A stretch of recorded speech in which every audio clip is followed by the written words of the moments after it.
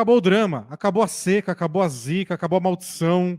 Depois de 16 anos, o Sacramento volta aos playoffs. O Twitter essa semana foi um festival de... A última vez que o Kings foi para os playoffs, o mundo era assim. Não existia smartphone, não existia o iPhone. Não... O último jogador do Kings a fazer uma cesta de playoff, Vitaly Potapenko. Você tá O brincando. último jogador do Kings a fazer uma cesta em um jogo de playoff. E, sei lá, pesquisa qualquer coisa que o mundo mudou de 2006 até hoje e se divirta. Quanto valia o dólar? Pra você ter uma ideia, agora a maior seca em atividade é do Hornets, de 6 temporadas, depois do Cavs de 4, que já vai acabar. Então ninguém aí, tirando o Hornets, ficando mais do que 3, 4 anos sem ir pra pós-temporada, o Kings conseguiu ficar 16. Isso, e quando você fica 16 anos sem ir para os playoffs, não é por acaso. Aí não é azar. É uma coisa estrutural. O time tem que estar profundamente quebrado, não só nos jogadores. A incompetência, assim, de todos os níveis. Não, generalizada. Tem que ser em toda a parte administrativa. Tem que ser no dono, no general manager, em todo mundo que faz todos os tipos de trabalho. E é um período que emplaca... bom, são 16 anos, né? Engloba inúmeros jogadores, entre estrelas e coadjuvantes. Engloba 2 donos. O time foi vendido no meio do caminho, um novo dono assumiu e demorou muito para dar resultado. Inúmeros general managers, inúmeras trocas bombásticas, inúmeros erros no draft, inúmeros acertos que depois também não renderam grande coisa. Então, tudo aconteceu com o Kings nesses períodos, tudo de errado. Claro, e vai criando uma situação em que você passa a ter vergonha de estar na franquia. Por isso que quando o Mike Brown chegou, quando ele foi recentemente contratado para ser o técnico, a primeira coisa que ele disse sobre a avaliação dele do Kings é que o time não tinha alma nenhuma.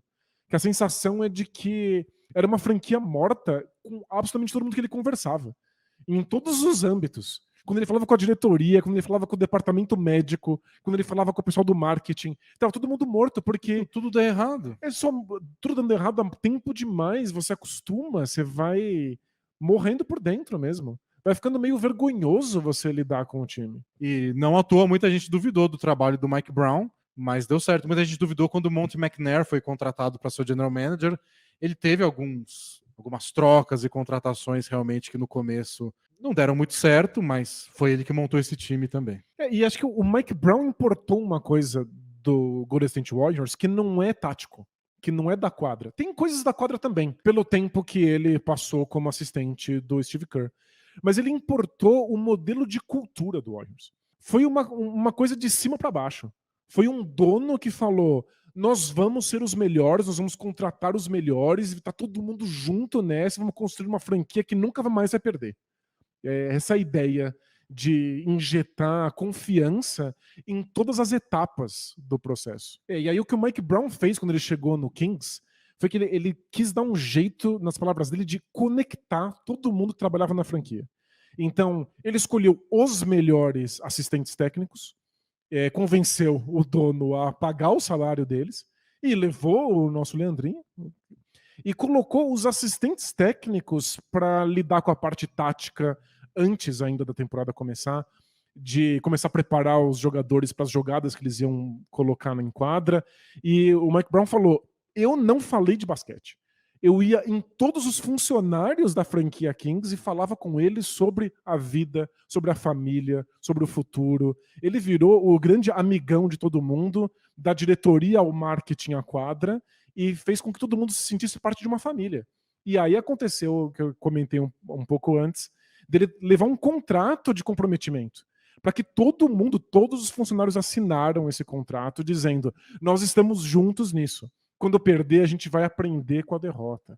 Todos nós vamos entregar aquilo que nos é possível para que a gente possa chegar no mesmo objetivo. E aí, esse contrato está lá, exposto no vestiário deles. Eles sempre viajam com uma cópia para lembrar. Ele fez esse efeito Golden State Warriors, de construir uma cultura. Tá todo mundo junto em todos os âmbitos possíveis. E mostrou que ele tinha confiança nos assistentes técnicos. Porque ele não falou de basquete que os jogadores são os assistentes que fizeram. Que é uma coisa que muita gente louva o Steve Kerr por fazer. O Steve Kerr não topou ter os melhores assistentes? Tem que usar. Tem que usar, ele teve que dar poder, teve que empoderar os assistentes para que eles pudessem tomar decisões em tempo real. Tanto é que o Luke Walton virou técnico do Warriors por um tempão quando o Steve Kerr não estava disponível. Quando eles ganharam lá os 27, 28 jogos seguidos, não, 24 jogos seguidos, né? Foi com o Luke Walton de técnico. E o Luke Walton tinha pouquíssima experiência, mas a ideia era, eu confio nele, então ele vai assumir. E o Mike Brown fez exatamente a mesma coisa, só passou a falar de basquete a partir dos treinos que eles começaram a ter bem perto da temporada começar. E é isso. A gente tem, ao invés da franquia mais fracassada, em que todo mundo age como se fosse fracassado, uma franquia que parece funcionar como um corpo só e que tá super empolgada. Eu acho que o próximo passo que eles têm que dar, e isso envolve os playoffs, que vão começar agora e é onde a gente vai, eles vão ser testados, é a defesa.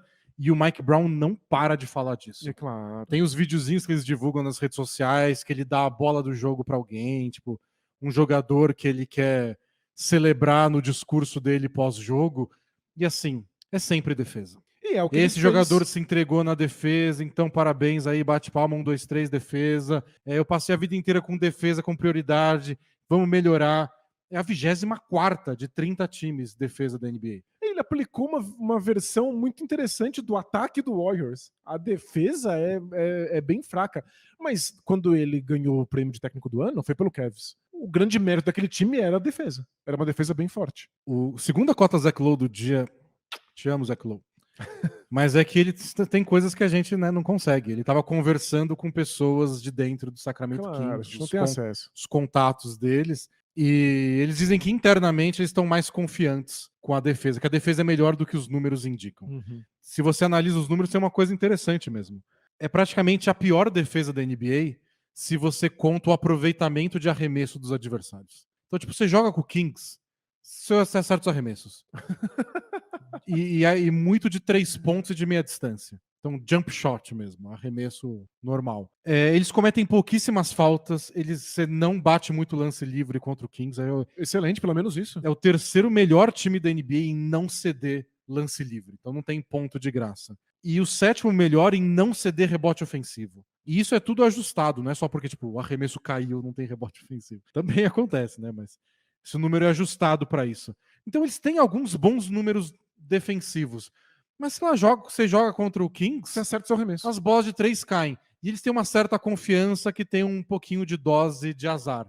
Assim como geralmente os líderes de bolas de 3, às vezes tem um time no meio que é meio sorte também. Que nem sempre na temporada seguinte, com os mesmos jogadores jogando do mesmo jeito, não se repete. Então, mas lembra quando o Knicks conseguiu uma defesa espetacular na temporada retrasada? Que era...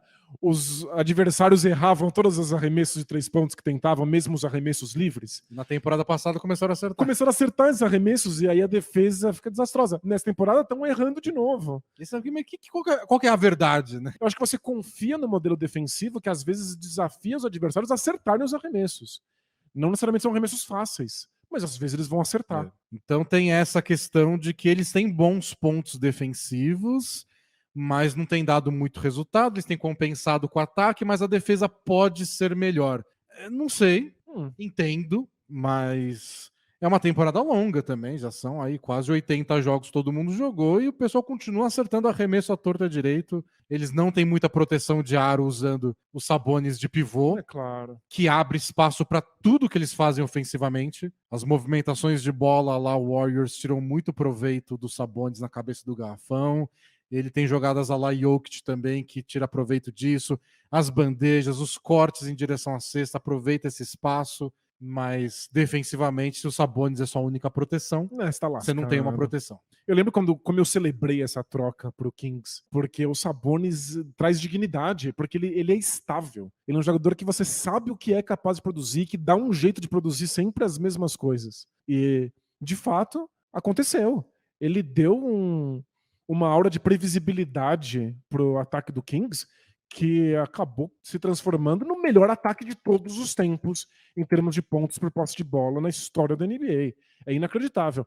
Não dá para contar com ele para dar toco. Não. Para proteger o ar, para desviar arremessos. Isso ele não vai fazer. Não dá para ter tudo. E pensando no Kings para os playoffs, é muito difícil cravar, né? Tipo, não, esse time vai longe sim. com a 24ª defesa. A defesa é tão frágil. Acaba sendo diferencial, porque o ataque do Kings é espetacular, é histórico, mas outros ataques dos playoffs estão bem perto. E o pessoal tem falado muito de experiência, né? Porque é a primeira vez do Kings nos playoffs em tanto tempo. Eu acho que a experiência pesa, ou pode pesar, depende de cada grupo, de cada jogador, mas eu acho que eles estão jogando tão bem, um estilo tão. Eles estão bem tão entrosados. E um dos motivos para a gente não ter falado do Kings desde que a gente fez aquele podcast uns meses atrás é porque não teve lesão. É verdade. Então tiveram sorte com isso. O Sabonis se machucou, conseguiu voltar e quase não perder jogos. Ele tá jogando metade da temporada com o polegar dele lesionado. Ele realmente é muito sólido a ponto de jogar lesionado, tudo bem. Então a gente fez aquele podcast dizendo que o time era uma das grandes histórias, que estava jogando bem, que estava brilhando, e desde então eles estão jogando daquele jeito. E lembra quando o De'Aaron Fox começou a acertar uns arremessos de fim de jogo? A gente falou, nossa, que legal, que bonitinho. Não para. Ele não para, de repente tá acabando a temporada e ele é literalmente o líder de pontos de quarto período e crunch time da NBA. E é o favorito pro estreante troféu Jerry West de jogador decisivo do ano. Pois é. Então, outra boa história aí do Kings nessa temporada. Tudo que parecia momentâneo perdura e perdura. Então eu acho que quando começarem os playoffs, eles vão jogar do jeito deles, no estilo deles, que é muito difícil de parar. Então essa parte eu não questiono muito. A da defesa eu questiono mais. Tem o número deles mais animador, assim. Animador, mas não 100% convincente. 9 vitórias e 8 derrotas por enquanto entre os adversários do top 6. Ou seja, jogos contra Nuggets, Grizzlies, Suns, Clippers e Warriors. 50%. Tá ótimo. Ou seja, de igual para igual. E é como eu encaro esse Oeste. Eu acho que ninguém tá muito na frente, ninguém tá muito atrás e tudo pode acontecer.